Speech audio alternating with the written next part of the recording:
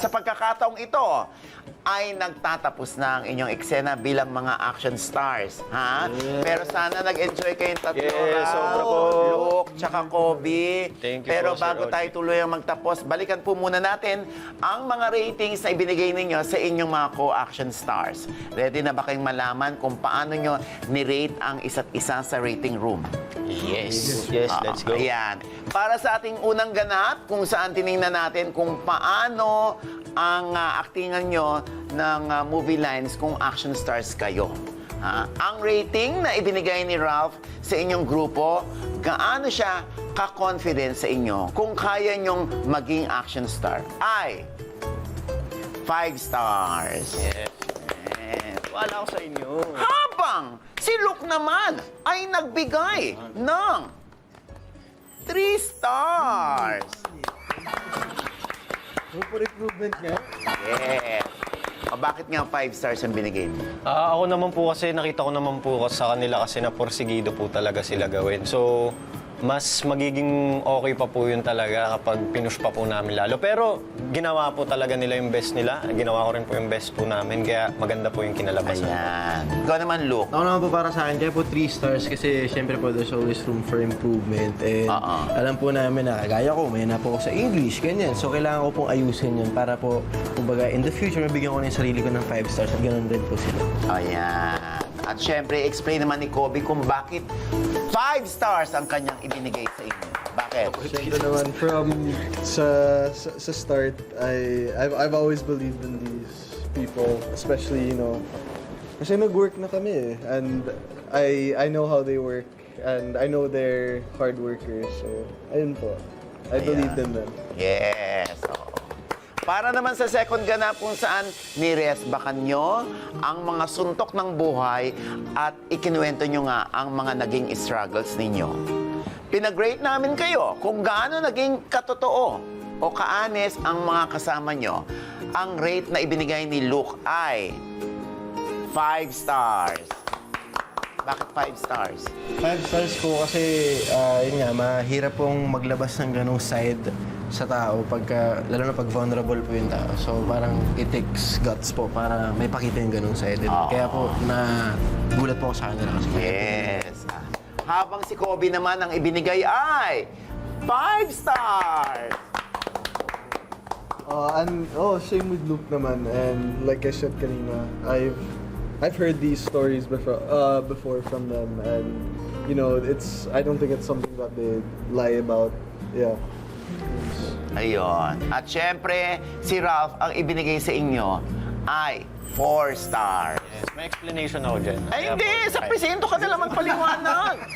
May explanation ako dyan. Pero maganda naman din kasi yung ano nyo. I mean, hindi maganda yung mga pinagdaanan. Pero sabi ko nga kanina, parang respeto na lang din sa sarili nyo or sa pinagdaanan nyo. Kaya parang hindi nyo din talaga maano lahat.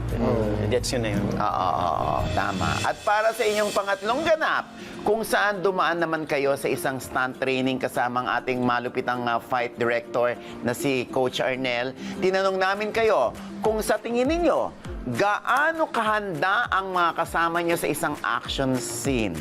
Ang rating ni Kobe na ibinigay sa inyo ay 5 stars. Bakit, Kobe? Ang galing nila kanina eh. I mean, kahit first-timers kami, we really tried our best, and we really practiced until tama yung Correct. Oo. Samantalang binigay naman na rating ni Luke ay 4 stars. Ayun, 4 stars po kasi, ayun nga po, sabi nga ni Gobi kanina, kaya po 4 stars yun kasi siyempre nandun po yung effort namin matuto, nandun po yung parang gusto namin, nagugutom kaming malaman yung mga ganong bagong bagay po sa amin. Kaya po 4 stars kasi, ito pa lang po yung sabi nga po kanina, ito pa lang po yung konting-konti pa lang po yung nalalaman namin, basics pa lang, so parang kailangan pa talaga namin i-push. Pero parang marami rin, ha? Oo. At si Ralph naman, ang ibinigay sa inyo ay 5 stars. Siyempre, 5 stars ko kasi kahit ako medyo mahina ako kanina. Pero nakikita ko kasi kayong dalawa, so namomotivate ako doon. Binigay ko na yung 5 stars kasi Yes. nakikita ko na porsigido kayo. Syempre ako din, parang ibibigay ko din. Ayoko din na ma-disappoint kayo sa akin. Kaya ginawa ko rin yung best ko. Yes. Siyempre, napanood na natin yung eksena ninyo. Oo. Sumakit ba ang katawan ninyo doon? At feeling niyo ba na ibigay niyo yung best niyo? Siguro ako po sa akin po, nagustuhan ko naman po siya. Sobra kasi hindi ko po ina-expect na gagawa po kami ng ganong eksena, which nakaka-proud kasi napanood na po namin yung pinaghirapan po namin. And parang ang galing lang nitong dalawang to kaya solid. Yes. O, ikaw naman. Ha? Ako naman po, sa nakita ko po, ang angas pong tingnan para talaga siyang pinagandaan ng matagal. Kahit konti at limited time lang tayo nag-practice, limited time lang tayo natuto. Pero ganun na yung outcome. So what more pagka napag-aralan po namin ng ilang taon. Oo. Kobe. Opo. Di mo ba alam na, di mo ba akalain na magagawa mo yun? Nagustuhan ko po yung acting namin po. I think we did really well, and I just wish, parang with myself, for a comment for myself, I just wish parang I said more or I gave a little bit more. Pero nagustuhan ako yung mga fighting scenes, and yeah, I'm very proud of you guys. Yes, oo. Alam nyo, napanood ko kayo, no? Pag gusto nyo ito, hindi imposibleng matutunan nyo to. Basta gusto ng puso, mabilis kayo matututo. Oy, maraming salamat. Thank you po, At sana Sir Rodney. na-enjoy nyo itong ganap na inihanda namin para sa inyo. Pero bago kayo bumalik sa mga bahay ninyo, meron ba kayong final message para sa isa't isa? Ayan, una na ako. Gusto ko magpasalamat sa dalawang to kasi kahit na nakasama ko na sila, ganun pa rin sila, hindi sila nagbago. And nakakatuwa kasi sila nga yung nakasama ko dito, which komportable ako and nagawa ko talaga din ng maayos para sa akin. Hindi na ako nahihiya kasi kayo yan. Alam nyo na, kilala nyo na ako. Kaya, ayun, masaya ako na kayo yung nakasama ko dito. Yes. Look, Ako naman, isa pa rin po, masaya rin po ako na itong dalawa yung nakasama ko syempre kasi marami po kayong pinagdaanan, marami kaming madugong pinagdaanan, kaya po talagang komportable rin po talaga ako sa kanila, para talaga kaming pamilya, sa parang kakapatid na nag-e-enjoy lang. Yun po. Ako, sobrang masaya na nakakasama ko kayong dalawa. And from Team Clash days, you guys never have changed. And I wish to work with you guys more in the future kasi sobrang good vibes niyo, and Action naman. I learned so much from you guys also. Action naman. Oo. Action Sana. ayan. Siyempre, ang lahat ng ito ay kung sakasakali lang naman. Pero kitang-kita naman namin kung gaano kayo ka-dedicated sa inyong craft, kahit anong genre pa yan, ano? Mapa-action, drama, o hosting. At siyempre, bago kayo umalis, meron kaming munting regalo para sa inyo. Yes. Ayan. O, di ba? May sasanda Sa'yo to. Oo, ayan, sa'yo yan. Thank you po. Ayan. Okay, so pwede nyo nang buksan. Oh, wow. Grabe! Wawas! Salamat! Oh, ayan. Thank you so much. sa akin, ubla ko. Thank you po. Ayan, bukas pwede nyo na yung isang lock. Oh my gosh. Oh, tingnan mo naman ang mga batang ito, no? Yung appreciation nila sa ating regalo, di ba? At itago niya yan dahil dito kayo unang umaksyon, dito kayo unang sumakit ang katawan.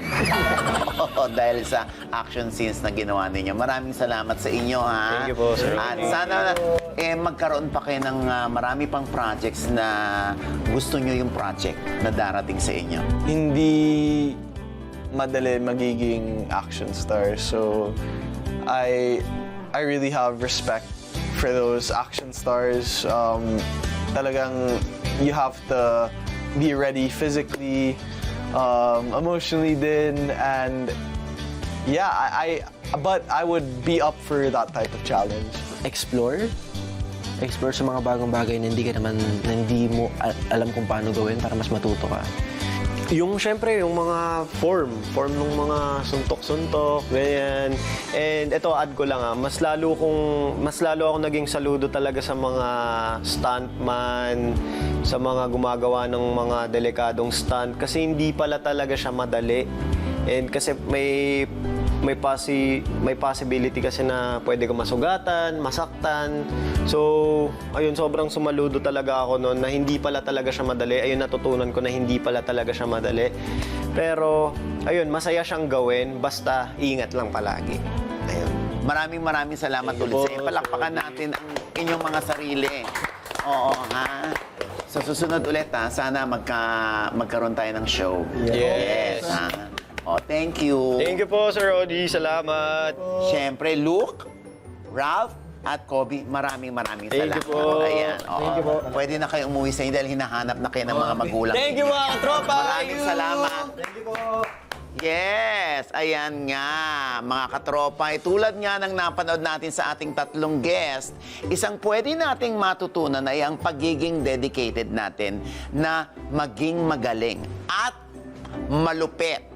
Kahit anong larangan pa yan, basta bigyan natin ng tiwala ang ating sarili. At syempre, kumapit sa mga makakasama natin. Minsan, parang bida sa mga action films yan eh. Kailangan muna nating mabugbog, di ba? Pero sa huli, ay lalaban tayo at tiyak, mananalo. Sana ay na-enjoy nyo rin ang ating mga kaganapan at sa huli, nasilip nga natin na kung sakasakaling mapasabak, bilang mga action stars, sina Ralph, Kobe, at Luke, grabe, no? Ibang klaseng angas pa lang ipapakita ng ating next gen na action stars. Diba? Nakakabilib? Ay, maraming salamat sa pagsubaybay, mga katropa. Tandaan, may mga dapat kayong abangan sa mga susunod na linggo para malaman ang mga ganap sa iba't ibang kung sakasakali ninyo. Kaya tumutok lamang dito sa programang sasagot sa What If ng malilikot mag-isip. Ito ang nag-iisang charot serye ng bayan. Charot ang soda pero totoo ang kurot sa ating mga bida. KSS, kung sakasakali!